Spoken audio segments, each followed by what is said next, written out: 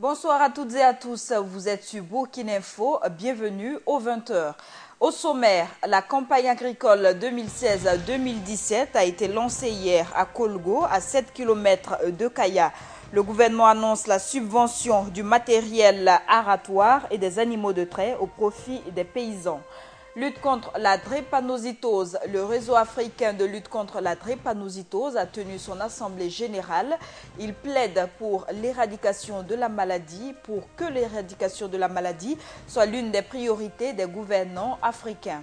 En sport, nous parlerons de la crise à l'Asfa Yenega. Les supporters lancent un appel solennel à une véritable et sincère réconciliation avec les responsables du club de première division. Ce sont près de 5 millions de tonnes de céréales qui sont attendues à l'issue de la campagne agricole 2016-2017. C'est le village de Kologo, situé dans les environs de Kaya, qui a abrité officiellement hier le lancement de cette campagne cette année. Retour sur cette cérémonie avec Mahmoud Sangari. Produire au moins 4 700 000 tonnes de céréales et 1 580 000 tonnes de culture de rente afin de réduire l'insuffisance alimentaire au Burkina Faso. Voilà l'objectif que le gouvernement burkinabé s'est fixé pour la campagne agricole 2016-2017. Le lancement officiel de la dite campagne s'est tenu ce samedi 14 mai dans le village de Koulgo, situé à 7 km de la ville de Kaya. Au titre de la campagne agricole 2016-2017, les objectifs sont de produire au moins 4 700 000 tonnes de céréales, 1 580 000 tonnes de culture de rente, dont 900 000 tonnes de coton, 400 000 tonnes d'arachide, 240 000 tonnes de sésame, 25 000 tonnes de soja, 235 000 tonnes de tubercules, 610 000 tonnes de niébé et 62 000 tonnes de manzou. Par le présent lancement de campagne, le gouvernement entend également créer de l'emploi au profit des jeunes et des femmes par le biais de l'agriculture. Le domaine agricole a plein de potentialités pour la jeunesse. Prenons par exemple, là on produit du riz. Si le jeune estime que c'est difficile de produire du riz, il peut au moins faire la transformation pour appuyer les producteurs de riz en fumure organique. On peut aussi concevoir les matériels agricoles. On peut les vendre, même la vente. On peut construire des magasins pour stocker les engrais et vendre les engrais. Au titre de cette campagne agricole, le gouvernement veut aménager plus de 20 000 hectares de terrain cultivable, dont 26 à Koulgo. Je vois le travail qu'ils ont fait, les aménagements qu'ils ont fait sur le terrain ici sont également très impressionnants. Sur les 26 hectares que j'ai vu qu'ils ont un investissement humain. Ce qu'ils ont fait, le bassin de rétention d'eau, c'est impressionnant, ils l'ont fait eux-mêmes. Pour qu'en cas de rupture de pluie, ils puissent faire de l'irrigation. C'est impressionnant. Pour atteindre ces objectifs, le gouvernement prévoit mettre à la disposition des agriculteurs du matériel aratoire et des animaux de trait à coût subventionné. Réunis en assemblée générale, des associations membres du réseau africain de lutte contre la drépanocytose ont réfléchi à comment lutter contre la maladie. Les participants aux travaux espèrent que la lutte contre la drépanocytose sera l'une des priorités des gouvernants africains. Gaël Rodrigue, reportage. Des associations de 6 pays africains se donnent la main pour lutter efficacement contre la drépanocytose, maladie génétique la plus répandue au monde. Réunis en assemblée générale dans la capitale burkinabé, les responsables de ces différentes associations vont réfléchir sur les stratégies à mettre en place pour arriver à bout de cette maladie. Cette assemblée générale regroupe le Burkina Faso, bien entendu, le Mali, la Mauritanie, le Niger, le Sénégal et Madagascar. Cette assemblée générale est le résultat d'un long travail qui a été engagé entre les différentes associations africaines de lutte contre la drépanocytose, parce que nous avons considéré que la lutte de façon isolée n'apporte pas autant de résultats que la mise en réseau. La lutte contre la drépanocytose au Burkina est de nos jours confrontée à plusieurs difficultés. Vraiment, le plateau technique nécessite d'être renforcé pour être à mesure de pouvoir lutter efficacement contre la drépanocytose. Je veux parler de la question de la prise en charge, je veux parler de la question du diagnostic. Les participants, quant à eux, attendent beaucoup de cette rencontre de Ouagadougou. Nous attendons énormément que la fusion des actions, l'échange d'expériences que nous avons eu chacun dans notre pays, parce qu'il y a eu quand même des avancées qui se sont faites. On s'est fait entendre, on s'est fait écouter et nous espérons vraiment que la priorité de santé publique soit au niveau de la drépanocytose. Parce que la drépanocytose est une maladie qui est transversale, elle est assez riche en complexité, riche en matière de prise en charge pour qu'elle soit en elle-même une voie d'issue à l'accès aux soins et qui va bénéficier pour toutes les autres maladies et toutes les autres populations également. En prélude à cette Assemblée générale du réseau africain de lutte contre la drépanocytose, un séminaire de formation à l'intention des agents de santé sur les enjeux et spécificités de prise en charge de la douleur chez les drépanocytaires a été initié par le comité d'initiative contre la drépanocytose. Les membres de l'association pour le soutien de l'islam dénommée Ansardine de Bobo Dioulasso font parler leur cœur au profit des personnes vulnérables. Elle a remis des dons composés de vivres aux plus démunis et d'un important lot de matériel à l'hôpital Sourou Sanou. Le reportage de notre correspondant à Bobo Dioulasso, Josias Dabiri. À l'instar de la République du Mali, l'association pour le soutien de l'islam dénommée Ansardine de Bobo Dioulasso fête depuis le 12 mai le 61e anniversaire de naissance de leur guide spirituel Cheikh Ousmane Aïdara du Mali. À cette occasion, l'association a fait don aux pensionnaires du centre des personnes vulnérables de la solidarité de Bobo. Le samedi 14 mai 2016, c'est au tour du centre hospitalier universitaire Sourou Sanou de bénéficier de l'offre d'Ansardine, qui est composé de plusieurs lots de matériel d'hospitalisation et d'assainissement d'une valeur de 2 607 300 francs. C'est composé des matelas, des serpillères, des savons avec un pouce-pouce. On invite tout le monde, tout un chacun, toute la population à songer à l'hôpital. Et une fois que vraiment vous avez l'opportunité, s'il y a un peu de moyens seulement, il faut songer à aider ceux qui sont à l'hôpital. Les bénéficiaires n'hésitera pas à exprimer son enthousiasme face à ces gestes de générosité. C'est un sentiment de gratitude parce que la salle d'accouchement est une salle sacrée. C'est là où la vie, c'est une salle de naissance. Un soulagement, un grand soulagement quand on arrive à disposer d'un tel matériel. Et je vous dis, en maternité, les matelas, ça tourne. On a eu des gens qui ont fait des dons de matelas, l'hôpital en a fait, mais ces matelas-là, malheureusement, quand ce qui sert à protéger le matelas n'est pas bon, il y a des liquides qui sortent des corps, qui mouillent ces matelas, on est obligé de les mettre de côté. À en croire aux donateurs, cette initiative en faveur des personnes démunies qui date depuis 2010 vient de montrer une fois de plus l'œuvre Caritas qui caractérise les mouvements. À cette occasion, les organisateurs ont invité les uns les autres à faire la différence entre leur association et le groupe terroriste qui sévit au Nord Mali. Parlons politique à présent. Le candidat MPP de Nungu dans la province, la commune rurale de Lumbila, veut rompre avec les fausses promesses électorales. Paul Sawadogo a procédé hier au lancement des travaux de réaménagement de la route d'accès du village, impraticable en saison pluvieuse. Un signal fort qu'il lance au profit des électeurs de sa commune afin qu'ils soutiennent le MPP. Gaël Rodrigue, reportage. Ce coup de pioche marque le lancement des travaux de cette voie impraticable pendant la saison de pluie. L'œuvre est du candidat MPP de Nungu dans la commune rurale de Lumbila. En tant que candidat aux élections municipales, je m'engage personnellement, avec la participation des villages voisins, de réaliser ce présent radier d'une longueur de 70 mètres de longueur sur 5,40 mètres de largeur. Le délai d'exécution de l'ouvrage est de 60 jours. Après cette cérémonie, direction la place publique où attendaient déjà des militants du parti sortis pour écouter le message de leur candidat. Pour Paul Savadogo, l'heure n'est plus aux fausses promesses. On ne va pas toujours passer aux promesses. Lors des campagnes, de promesse en promesse, après les campagnes, on ne voit rien.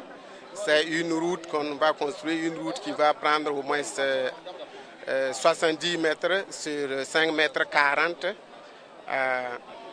Donc c'est un signal fort. Il y a un fourrage aussi qu'on vient de faire pour un quartier. Donc c'est un signal fort pour motiver la population à voter pour le MPP. Jeunes et femmes de Nungu ont à cette occasion formulé des doléances à l'endroit des candidats si toutefois ils sont élus. On n'a pas de route, il n'y a pas de dispensaire, il n'y a pas d'eau. Tout le village n'a que 2 pompes. Nous souffrons trop, à cause de l'eau là, nous souffrons trop. Donc s'ils peuvent nous aider après les votes là, ils peuvent nous aider avec les pompes. Quand le MPP gagne leur mairie à Lumbile ici, je les attends à faire de tout possible pour regarder les jeunes. Faire de tout possible que les jeunes puissent avancer. Les aider à avoir des travails, à gagner des maisons de jeunes pour pouvoir se réunir à chaque fois. La présentation des différents candidats de Nogo et une démonstration des consignes de vote ont mis fin à ces meetings. Rendez-vous est donc pris pour le 22 mai devant les bureaux de vote. L'Union pour le progrès et le changement UPC est satisfaite de son bilan à mi-parcours à l'issue de la première semaine de campagne pour les élections municipales. Au cours d'une conférence de presse hier, l'UPC de Zéphirin Diapré a estimé qu'il est le parti le mieux organisé et le plus visible dans les circonscriptions électorales de Ouagadougou. Des précisions avec Cheikh Omar Bandaougou. Une semaine de campagne électorale en vue des élections municipales du 22 mai prochain et l'UPC fait un bilan à mi-parcours. A priori, le parti est satisfait du comportement de ses candidats, mieux de l'état d'esprit qui règne au sein du parti. Ils ont été respectueux des lois et règlements en matière électorale. Nous notons également que l'UPC est le parti le mieux organisé et le plus visible dans les différentes circonscriptions électorales de Ouagadougou. Il est d'ailleurs le seul parti à pouvoir désigner un candidat consensuel à la mairie de la ville de Ouagadougou. Mais quelques difficultés auraient été constatées dans l'application du programme de la campagne. Du fait que nous n'avons pas pu obtenir l'autorisation de l'administration pour la visite de certains services publics, notamment le centre bucco-dentaire de Ouagadougou. Et ce blocage se justifierait par la volonté de l'administration de réaffirmer sa neutralité. Pour ce qui est du comportement des autres partis, nous notons plutôt du fair play. Cependant, nous condamnons vigoureusement l'attaque barbare perpétrée par des militants du mouvement du peuple pour le progrès, MPP, au siège de la NAFA de l'arrondissement 7 le jeudi 12 mai dernier. Mais il n'y a pas que cela qui indigne les responsables de l'UPC. Nous constatons que le MPP tente de faire croire aux populations qu'il est le bailleur de fonds pour les travaux de construction des forages, des écoles et des routes en cours. Ce n'est pas un parti politique qui construit des forages et des routes. En tout état de cause, c'est le 22 mai prochain que les populations décideront de qui va gérer pour les 5 années à venir les différentes mairies du Burkina Faso. Et le candidat de l'UPC au poste de bourgmestre de Ouagadougou, Nathanaël Ouedraogo, a saisi l'occasion pour expliquer sa vision de Ouagadougou, une ville à visage humain. Il a annoncé de grands projets pour le développement de la ville une fois élu. Plus de détails avec Cheikh Omar Bandaougou. Ouagadougou, capitale et plus grande ville du Burkina Faso. Dans les jours à venir, ses habitants devront choisir les dirigeants de cette commune urbaine qui aspire à être une métropole. À la tête de sa mairie, un seul candidat officiellement déclaré, Nathanaël Ouedraogo de l'UPC. Lui entend faire de Ouagadougou une ville à visage humain selon ses propos. Nous allons faire en sorte que réellement toutes ces personnes qui essayent de gagner leur pain en faisant vulcanisateurs, etc. au bord de ces voies, mécaniciens et autres, qu'ils puissent le faire dans la sécurité et que aussi pour eux-mêmes et pour les usagers de la route. Les routes, voici un véritable souci pour les populations de la capitale. Mais l'homme estime avoir la solution à ce problème. Nous avons pris l'engagement que pendant 5 ans, nous allons faire en sorte que Ouagadougou, 50% des voies soient bitumes. Nous voulons que nos routes, il y ait bien sûr le passage des véhicules, mais qu'il y ait, comme on voit, des pistes cyclables. Mais en plus, il faut forcément qu'il y ait un trottoir pour les piétons. Il faut qu'il y ait des parkings où les véhicules puissent garer. Et encore, il faut des arbres, il faut des bancs pour que les gens qui marchent à un moment donné fatigués puissent s'asseoir, se reposer et reprendre la route. S'il y a bien quelque chose qui préoccupe de plus en plus les Ouagalais, c'est la question de l'accès à un logement décent.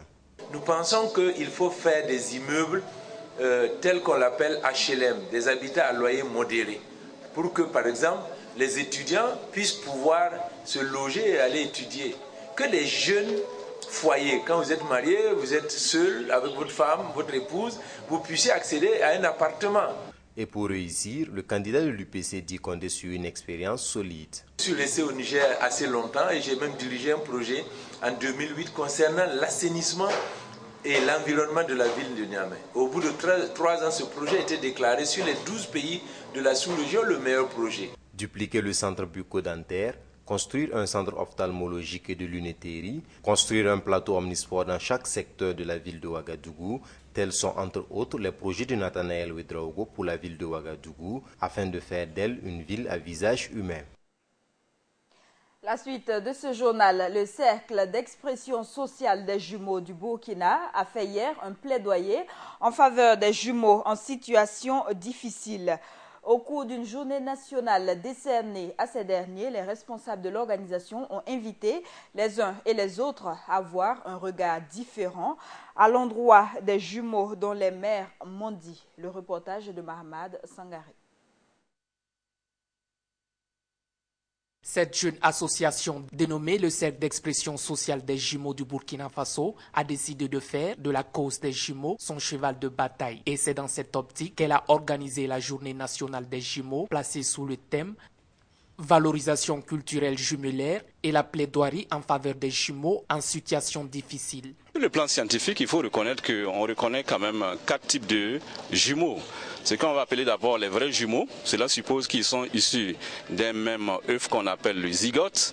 Cela suppose que c'est des individus qu'au niveau de l'ovulation, à la fécondation, c'était un seul sperme qui a fécondé un seul ovule. Donc en ce moment, on va dire que c'est des individus issus d'un même œuf. Donc maintenant, sur le plan de la croyance, ce qu'on appelle les croyances populaires, il faut reconnaître que le phénomène est interprété autrement. Le Cercle d'expression sociale des jumeaux du Burkina, CESJB, l'on devrait avoir un regard différent sur les jumeaux, surtout ceux dont les mères sont obligées de s'adonner à la mendicité. Les jumeaux qui mendient ne sont pas différents des uns, donc ils n'ont qu'à les aider à ressembler aux autres, à ne pas être stigmatisés.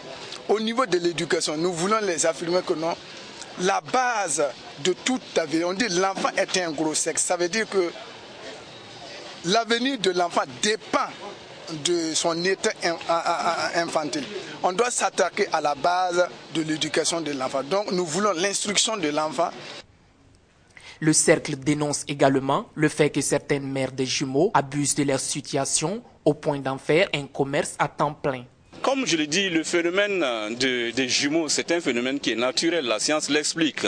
Maintenant, on a constaté que notre société quand même va trouver un peu des moyens pour réguler un peu ce phénomène. Parce qu'on a constaté qu'il y a de l'abus à l'intérieur. Comme vous le constatez aujourd'hui, il y a certaines femmes qui vont emprunter des enfants qui ont à peu près le même âge, à peu près la même taille, pour aller mendier dans l'espoir de pouvoir partager par la suite ce qu'elles vont gagner comme ressources. Et au cercle d'inviter les autorités à prendre à bras le corps le problème de la mendicité des mères des jumeaux. Une nouvelle plateforme de traitement de dossiers du foncier et de création d'entreprises du Burkina vient d'être lancée selon l'agence de presse africaine.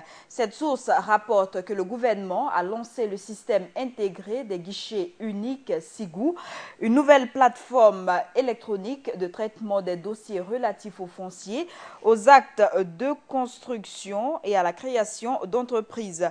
L'objectif visé est de réduire les délais d'acquisition des titres de jouissance et de propriété pour le foncier et la création d'entreprises. Autre actualité, le président de la CEDEAO tire la sonnette d'alarme sur la généralisation en Afrique de l'Ouest des affrontements entre éleveurs et agriculteurs avec des pertes en vies humaines.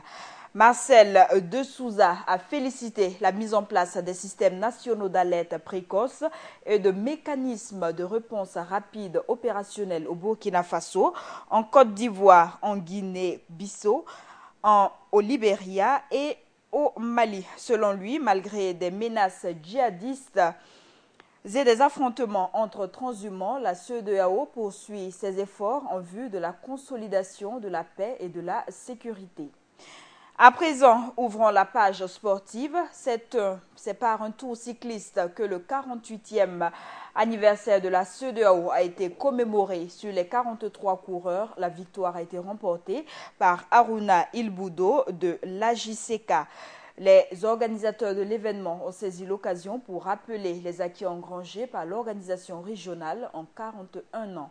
Des détails avec Hassan Nakrou. À ce tour cycliste de la 41e anniversaire de la communauté économique des États de l'Afrique de l'Ouest CEDEAO, avec une distance de 132 km à couvrir en 30 fois, soit un circuit fermé de 4,400 km. Sur les 43 coureurs, c'est finalement 15 qui sont parvenus à boucler les 30 fois et c'est Haruna Ilboudo de AJCK qui a arraché la victoire avec une vitesse moyenne de 37,168 km par heure en 3h33 minutes 5 secondes. Il a devancé largement ses adversaires avec un écart de 7 minutes. La deuxième position est toujours occupée par AJCK, cette fois-ci avec Bamouni Jérôme. Aziz Balbonné de Tanalis vient en 3e position et Bamogo Amado de Assat lui est arrivé en 4e position. Congo Daouda de l'USFA ferme le tableau des 5 premiers. En tout, les 10 premiers ont été récompensés et les prix vont de 15 000 à 300 000 francs avec le trophée pour Haruna Ilboudo. Pour les organisateurs, la compétition a été de taille. Ah oui, c'était une très belle course, à l'image de la vitalité de la CEDEAO. C'était une course très disputée. La petite reine reste toujours du monde et c'est l'occasion aussi de faire véhiculer les messages. Nous sommes, la CEDEAO a maintenant 41 ans.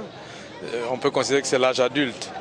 Et nous avons enregistré au cours de ces dernières années beaucoup d'avancées, notamment dans le domaine de l'intégration économique.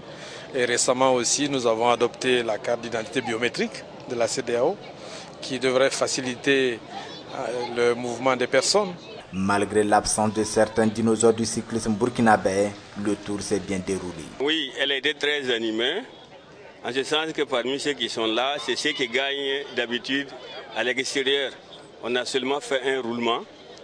C'est ainsi que nous avons couvert ce que vous venez de voir dans une manière normale, dans un temps correct. Il faut également noter que les 3 premières équipes ont été récompensées et c'est AJCK qui vient en tête et remporte 200 000 francs CFA.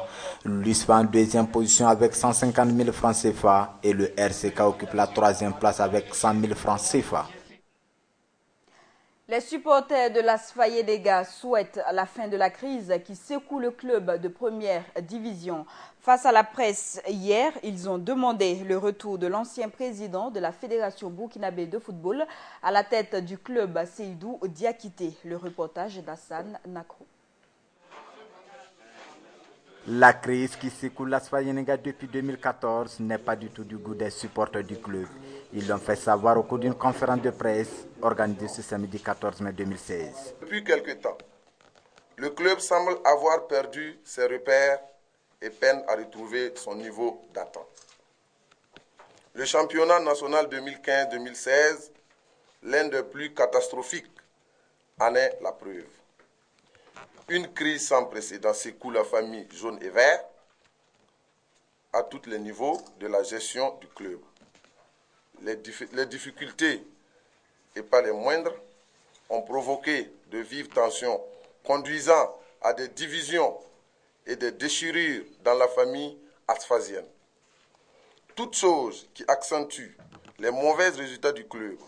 Par cette conférence de presse, les supporters ont lancé un appel à tous les acteurs qui concourent pour la bonne marche du club à revenir à de meilleurs sentiments afin que le club puisse retrouver ses talents d'attente.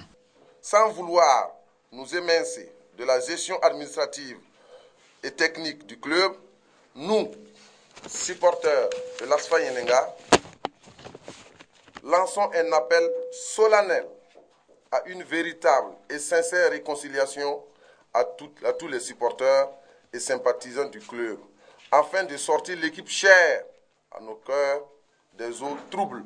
Des talents, le club en avait car il a remporté plusieurs trophées nationaux et internationaux. 13 fois champion du Burkina, 3 fois vainqueur de la Coupe du Faso, 3 fois vainqueur de la Super Coupe, vainqueur de la Coupe UFOA en 1999, 12 fois finaliste, toutes compétitions nationales confondues. Les supporters ont émis des recommandations parmi lesquelles le retour de l'ancien président du club Seydou Diakité qui a eu à le gérer de 1997 à 2002. Nous poursuivons cette édition sportive avec Hassan Nakro qui est présent sur ce plateau. Bonsoir Hassan. Bonsoir Vanessa. Et nous débutons cet entretien bien sûr avec cette crise à l'ASFA Yenenga. On aimerait bien savoir comment est née cette crise pour que des supporters demandent sa résolution à présent. Il faut dire que cette crise est née depuis 2014 et vous le savez avec les événements. Il y avait Idi Komboyo qui était le président de l'ASFA Yenenga en son temps. Il avait décidé de faire le club une industrie sportive burkinabé, ce qui n'a pas été. L'insurrection est arrivée et finalement il est parti. Depuis quand il est parti, je pense que le club a eu du mal à trouver un successeur et puisque le club souffre aujourd'hui de la question financière. Jusqu'à présent, je pense que les joueurs ont fait plus de 3, d'autres ont fait 3 mois, d'autres 5 mois d'arriérés de salaire, ce qui est vraiment inconcevable pour un géant club comme l'ASFA Yenenga qu'on respectait. Et vous avez vu que les supporters sont revenus sur les exploits de l'ASFA Yenenga qui faisait vraiment son temps. Et quand on compte les clubs burkinabés, l'ASFA venait en première position. Et il faut le noter aujourd'hui, l'ASFA occupe la 9e place. Bien sûr, à la 21e journée du championnat national, c'est-à-dire à 9 jours de la fin du championnat national, l'ASFA Yenenga occupe la 9e place. L'écart entre l'ASFA Yenenga et puis le RCK, le leader de ce championnat national, est de 18 points. C'est très énorme. Les supporters ont trouvé que c'est inconcevable, il est inadmissible qu'un club comme l'ASFA Yenenga puisse vivre. Et qu'est-ce qui se passe? Entre les supporters, le langage, le courant ne passe plus. Ils n'arrivent plus à s'entendre sur, bien sûr, sur un certain nombre de points, aller au terrain supporter les joueurs et même les cartes de décision. Personne ne veut payer. Entre les joueurs, le courant ne passe plus également. Ils ne parlent plus le même langage. Et bien sûr, sur le plan administratif, et vous le savez que juste comme il y a plus, le président n'est plus là, il a fallu mettre en place bien sûr un comité transitoire pour pouvoir gérer les instances en attendant. Et jusqu'à présent, ça ne va pas. Les supporters ont décidé de prendre à bras le corps le problème. Ils ont fait appel à un ancien patron, bien sûr, à un ancien président qui a géré le club de 97 à 2002, qui est Seydou Diakité, qui n'est plus là, qui était du côté du Mali, bien sûr, qui travaille avec une filiale internationale. Et comme l'État lui a permis, il doit revenir au Burkina. Les joueurs, les supporters ont vu que c'est une occasion de saisir. Il faut saisir cette occasion pour faire appel à ce président-là qui a pu gérer ce club. Et ce club avait fait vraiment ses marques d'attente en son temps et c'est ce qu'ils ont décidé de faire. Ils ont fait appel à Seydou Diakité, mais jusqu'à présent, il n'a pas répondu. Ils ont dit c'est des doléances, on attend la suite pour voir, sinon à l'ASFA, ça ne va pas. Il faut sauver la saison. Il faut sauver la saison, il faut le dire. La saison 2014-2015, c'est fini. Et maintenant, pour aborder la saison 2015-2016, il faut sauver cette saison. Et bien sûr, la Coupe du Faso également qui est là, qui s'annonce. La Coupe du Faso qui a déjà débuté la semaine passée. Il faut également que l'ASFA arrive vraiment à se positionner pour cette Coupe du Faso. Alors, l'actualité sportive aussi est marquée par le Tour du Bénin avec la participation du Burkina Faso.